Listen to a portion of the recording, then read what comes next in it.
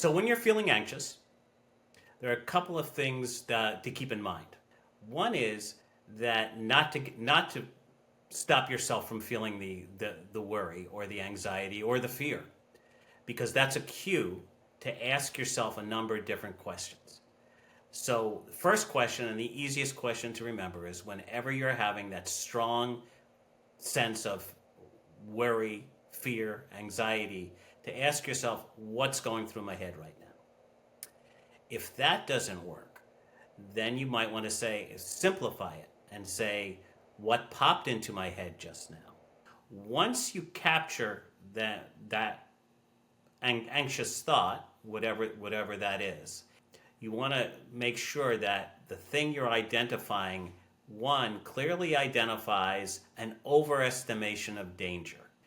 That when you're anxious, that you confuse what's possible or what might happen with what's probable, what will happen.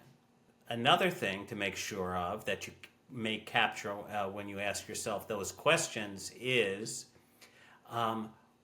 you overestimate or over magnify the danger, that it's not just something unpleasant, that it is a huge threat, and it's the worst threat that could happen.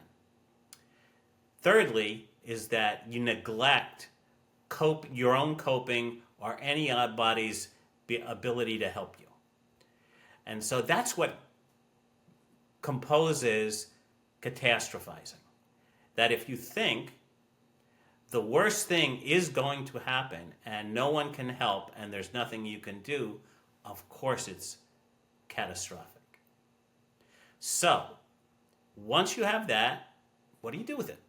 So you can ask yourself some questions, which is, what's the worst that could happen? How likely is that on a scale of 1 to 10? 1 being completely impossible, 10 being totally certain. What's the best thing that could happen? How likely is that? 1 to 10. What's the most likely thing to happen? And then this is a last question, a fourth question that I like to add, which is, if the disaster or the catastrophe happens, how can you cope? That's important, because if you have a coping plan, regardless of whether the thing you fear happens or not, it can't be a catastrophe.